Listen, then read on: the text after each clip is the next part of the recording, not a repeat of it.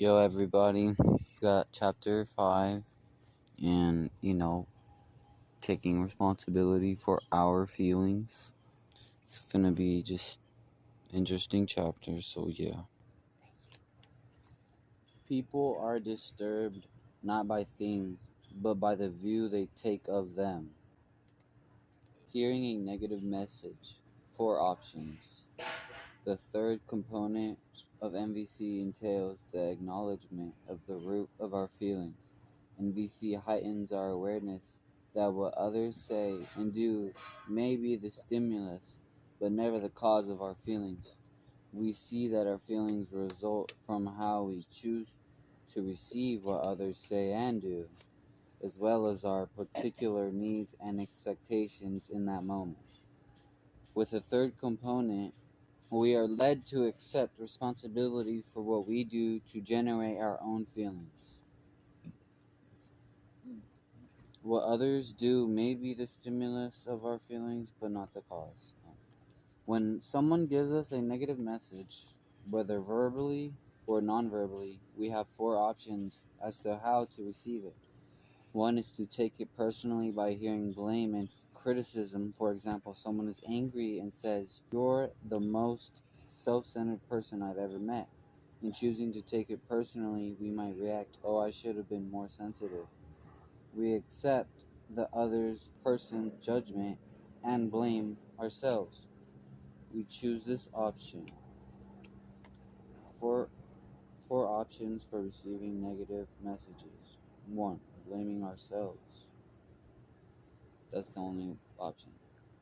At a great cost to our self-esteem, for it inclines us towards feeling of guilt, shame, and depression. A second option is to fault the speaker. For example, in responding to "You're the most self-centered person I've ever met," we might protest, "You have no right to say that. I'm always considering your needs. You're the one who is really self-centered." Blaming others. That was number 2. When we receive messages this way, blame the speaker, we are likely to feel angry. When receiving a negative message, our third option, we would be to shine a light of consciousness on our own feelings and needs. Thus, we might reply, "When I hear you say that I am most self-centered person you've ever met, I feel hurt because I need some recognition of my efforts to be considered of your references." By focusing attention on our own feelings and needs, we become conscious that our current feelings of hurt derives from a need for our efforts to be recognized. Finally, a fourth option in receiving a negative message is to shine a light of consciousness on the other person's feelings and needs as they are currently expressed. We might, for example, ask, "Are you feeling hurt because you need more consideration for your preferences?" This is number 4, seeing others' feelings and needs. We accept responsibility rather than blame other people for our feelings by acknowledging our own needs, desires, expectations, values, or thoughts. Note the differences between the following expressions of disappointment. Example 1. "You disappointed me by not coming over last evening. I was disappointed when you didn't come over because I wanted to talk over some things that were bothering me." Correct. Speaking A attributes responsibility for the disappointment solely to the action of the other person, and B, the feeling of disappointment is traced to the speaker's own desire that was not being fulfilled. Example 2. "They're canceling the contract really irritated me. When they canceled the contract, I felt really irritated because I was thinking to myself, it was an awful, irresponsible thing to do." Speaker A attributes her irritation solely to the behavior of the other party, where Speaker B accepts responsibility for her feelings by acknowledging the thoughts behind it. She recognizes that her blaming way of thinking has generated her irritation. In NVC, however, we would urge the speaker to go a step further by identifying what she is wanting, what need, desire, expectation, hope, or value of hers has not been fulfilled. As we shall see, the more we are able to connect our feelings to our own needs, the easier it is for others to respond compassionately, to relate her feelings to what she's wanting. Speaker B might have said, when they canceled the contract, I felt really irritated because I was hoping for an opportunity to rehire the workers we had laid off last year. The basis mechanism of motivation by guilt is to attribute the responsibility for one's own feelings to others. Discourage between giving from the heart and being motivated out of guilt. When parents say it hurts mommy and daddy when you give poor grades at school, they are implying that the children's actions are the cause of the parents' happiness or unhappiness. On the surface, feeling feeling responsible for the feelings of others can easily be mistaken for positive caring. It appears that the child cares for the parents and feels bad because the parent is suffering. However, if children who assume this kind of responsibility change their behavior in accordance to parental wishes, they are not acting from the heart but acting to avoid guilt. It is helpful to recognize a number of common speech patterns that tend to mask accountability for our own feelings. Use of impersonal pronouns such as it and that. It really infuriates me when spelling mistakes appear in our public brochures. That bugs me a lot. God, yes, that would. Statements that mention only the action of others. When you don't call me on my birthday, I feel hurt. Mommy is disappointed when you don't finish your food. The use of expression, I feel an emotion, because, followed by a person or personal pronoun other than I feel hurt because you said you don't love me. I feel angry because the supervisor broke her promise.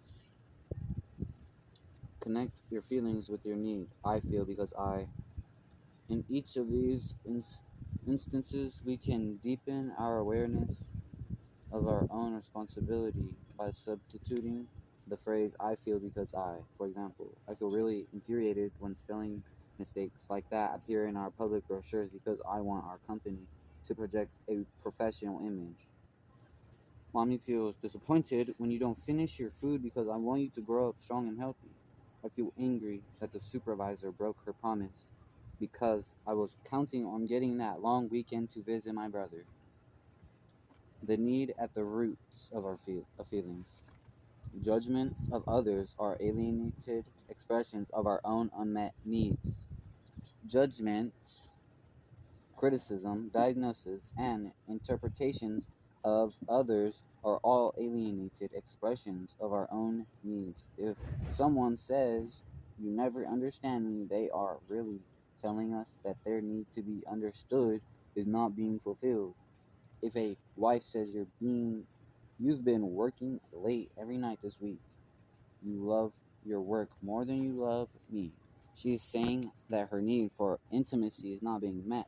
When we express our needs indirectly through the use of evaluations, interpretations, and images, others are likely to hear criticism. And when people hear anything that sounds like criticism, they tend to invest their energy in self defense or counterattack. If we are wishing for a compassionate response from others, it is self-defeating to express our needs by interpreting our diagnosis their or diagnosing their behavior. Instead, the more directly we can connect our feelings to our needs, the easier it is for others to respond compassionately to our needs. Unfortunately, most of us have never been taught to think in terms of needs.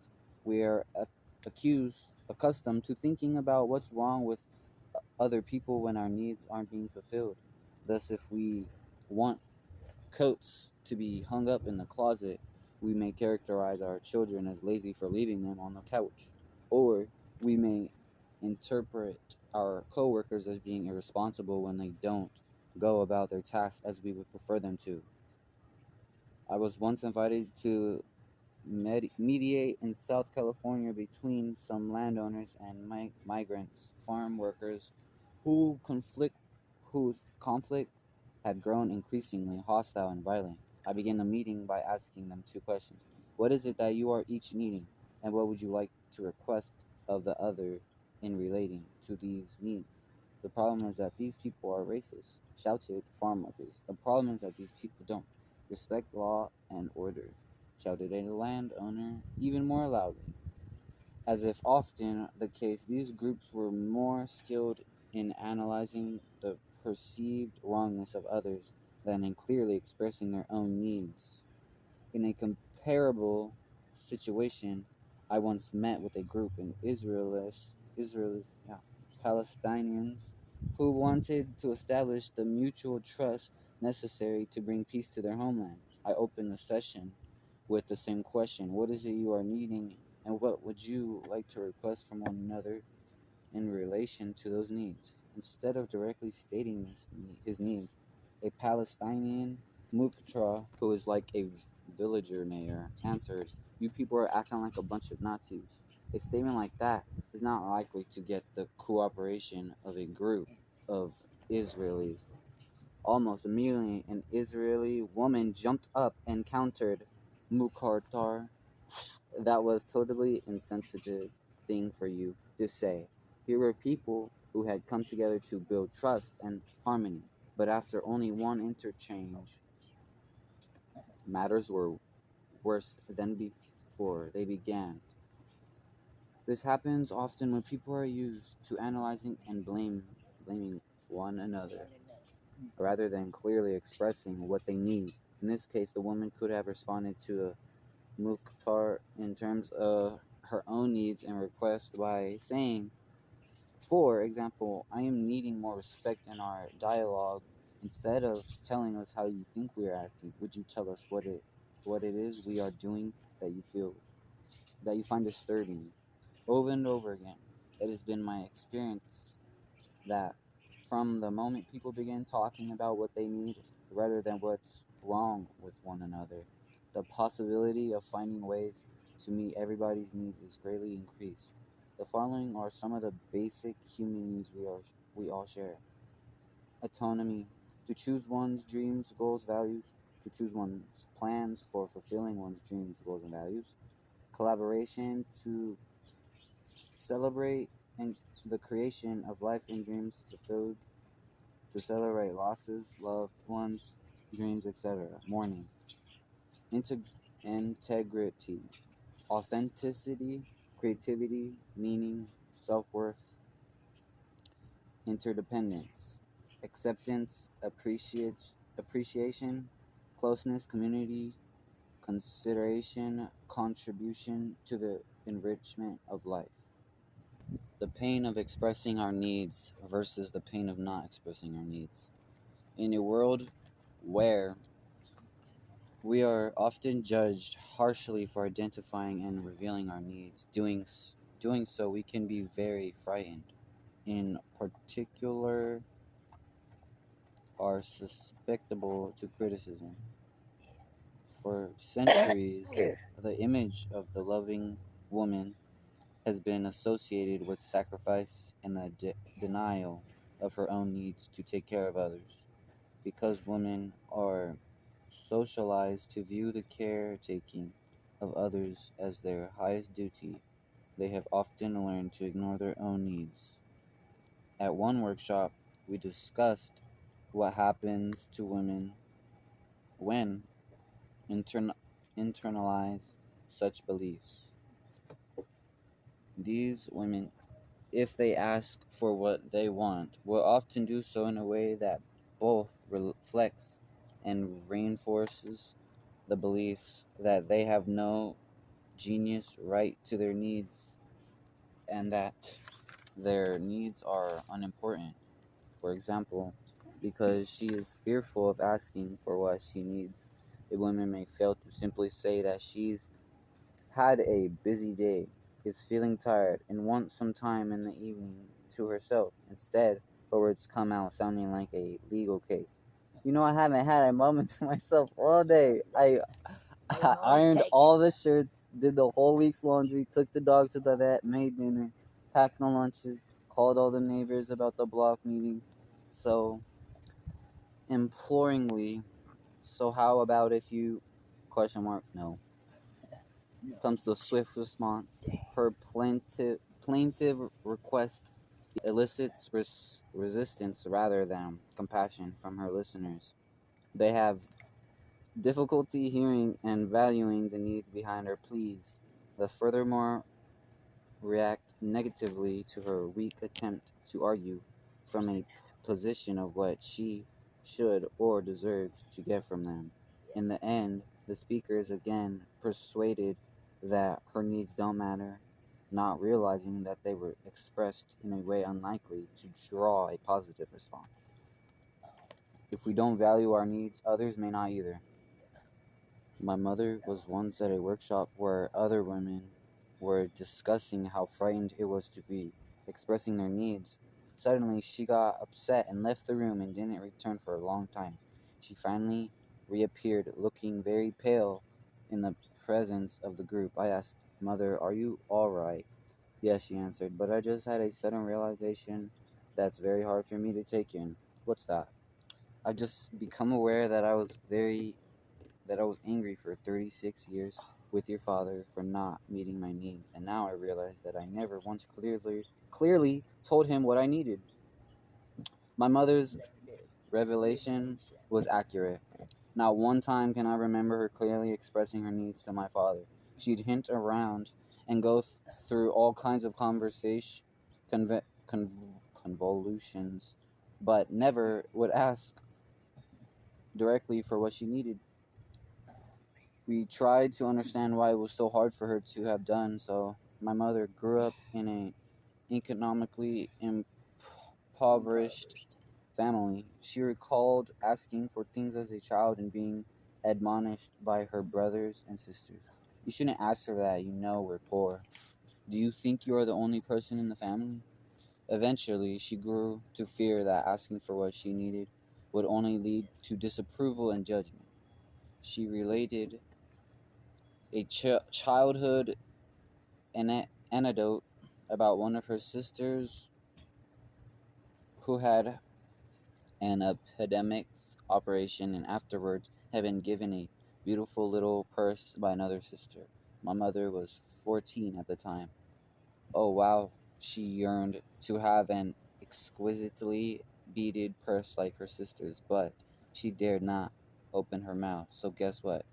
She find a pain in her side and went the whole way with her story. For her family took her to several doctors.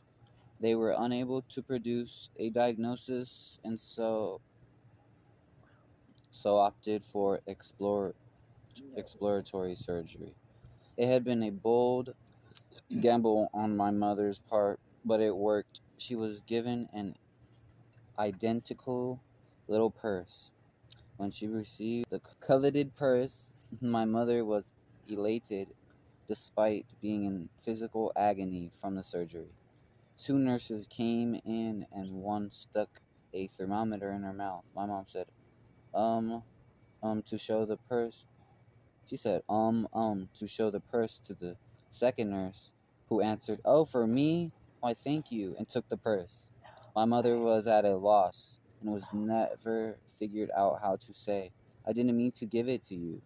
Please return it to me." Her story poignantly reveals how painfully it can be when people don't openly acknowledge their needs.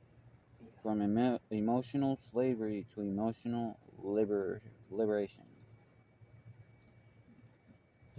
In our development towards a state of emotional liberation, most of us seem to experience three stages in the way we relate to others. Stage one. In this stage, which I refer to as emotional slavery, we believe ourselves responsible for the feelings of others. We think we must constantly strive to keep everyone happy. If they don't appear happy, we feel responsible and compelled to do something about it. This can easily lead us to see the very people who are closest to us as burdens. Taking responsibility for the feelings of others can be very detrimental in intimate relationships. I routinely hear variations on the following theme: "I'm really scared to be in a relationship." First stage, emotional slavery. We see ourselves responsible for others' feelings. Every time I see my partner in pain or needing something, I feel overwhelmed. I feel like I'm in prison, that I'm being smothered, and I just have to get out of the relationship as fast as possible. This response is common of one's own needs in order to attend to the needs of the beloved.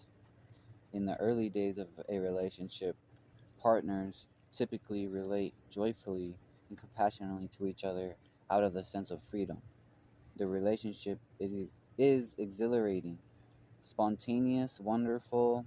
Eventually, however, as a relationship becomes serious, partners may begin to assume responsibility for each other's feelings. If I were a partner who is conscious of doing this, I might acknowledge the situation by explaining. I can bear it when I lose myself in relationships. When I see my partner's pain, I lose me. And then I just have to break free. However, if I have not reached this level of awareness, I am likely to blame my partner for their deterioration of the relationship. Thus, I might say, my partner is so needy and dependent, it's really stressing out our relationship. In such a case, my partner would do well to reject the notation that there is anything wrong with her needs. It would only make a bad situation worse to accept that blame. Instead, she could offer an empathic response to address the pain of my emotional slavery. So you find yourself in panic. It's very hard for you to hold on to the deep caring and love we've had without turning it into a responsibility duty, obligation. You sense your freedom closing down because you think you're constantly having to take care of me. If, however, instead of an empathic response, she says, "Are you feeling tense because I have been making too many demands on you?" then both of us are likely to stay enmeshed in emotional slavery, making it that much more difficult for the relationship to survive. Stage 2. In this stage, we become aware of the high cost of assuming responsibility for others' feelings and trying to accommodate them as our own expense. When we notice how much our own lives we've missed and how little we have responded to the call of our own soul, we may get angry. I refer jokingly to this stage as the obnoxious stage because we tend towards obnoxious comments like, "That's your problem. I'm not responsible for your feelings." When presented with another person's pain, we are clear we are not we're not responsible for it, but have yet to learn how to be responsible to others in a way that is not emotionally enslaving. As we emerge from the stage of emotional enslavement, we may continue to carry remnants of fear and guilt around having our own needs. Thus, it is not surprising that we end up expressing those needs in ways that sound rigid and unyielding to the ears of others. For example, during a break in one of my workshops, a young woman expressed appreciation for the insight she gained into her own state of emotional enslavement. When the workshop resumed, I suggested an activity to the group. The same young woman then declared assertively, "I'd rather do something else." I sensed she was exercising her newfound right to express her needs, even if they ran counter to those of others. To encourage her to sort out what she wanted, I asked, "Do you want to do something else, even if it conflicts with my needs?" She thought for a moment and then stammered, "Yes. I mean, no." Her confusion conflict reflects how, in the obnoxious stage, we have yet to grasp that emotional liberation entails more than simply asserting our own needs. I recall an incident during my daughter's morals passage towards emotional liberation. She had always been the perfect little girl who denied her own needs to comply with the wishes of others. When I became aware of how frequently she suppressed her own desires in order to please others, I talked to her about how I'd enjoy hearing her express her needs more often. When we first broached the project, Marla cried, "But, Dad, I don't want to disappoint anybody." She protested helplessly. I tried to show Marla how her honesty would be a gift more precious to others than accommodating them to prevent their upset. I also clarified ways she could empathize with people when they were upset without taking responsibility for their feelings. A short time later, I saw evidence that my daughter was beginning to express her needs more openly. A call came from her school principal, apparently disturbed by a communication she had with Marla, who had arrived at school wearing overalls. "Marla," he said, "young woman, do not dress this way." To which Marla had responded, "Fuck off." Hearing this was cause for celebration. Marla had graduated from emotional slavery to obnoxiousness. She was learning to express her needs and risk dealing with the displeasure of others. Surely, she had yet to assert her needs comfortably and in a way that respects the needs of others. But I trusted Give him the this six. would occur in time. Stage 3. At the third stage, emotional liberation, we respond to the needs of others out of compassion, never out of fear, guilt, or shame. Our actions are therefore fulfilling to us, as well as those who receive our efforts. We accept full responsibility for our own intentions and actions, but not for the feelings of others. At this stage, we are aware that we can never meet our own needs at the expense of others. Emotional liberation involves stating clearly what we need in a way that communicates we are equally concerned that the needs of others be fulfilled. NVC is designed to support us in relating at this level. Summary. The third component of NVC is the acknowledgement of the needs behind our feelings. What others say and do may be stimulus, but never the cause of our feelings. When someone communicates negatively, we have four options as to how to receive the message. Blame ourselves, blame others, sense our own feelings and needs, sense the feelings and needs behind in the other person's negative message. Judgments, criticisms, diagnosis, and interpretation of others are all alienated expressions of our own needs and values. When others hear criticism, they tend to invest their energy in self defense or counterattack. The more directly we can connect our feelings to our needs, the easier it is for others to respond compassionately. In a world where we are often harshly judged for identifying and revealing our needs, doing so can be very frightening, especially for women who are socialized to ignore their own needs while caring for others. In the course of developing emotional responsibility, most of us experience three stages. 1. Emotional slavery, believing ourselves responsible for the feelings of others. 2. The obnoxious stage, in which we refuse to admit to caring what anyone else feels or needs. And 3. Emotional liberation, in which we accept full responsibility for our own feelings, but not the feelings of others, while being aware that we can never meet our own needs at the expense of others. Pin it. And that's the end, yo. Hope y'all enjoyed all that information, because this is kind of crazy, man. It's kind of awesome, though. But, hope everybody does their best, and good luck trying to change into what you want to be. Peace.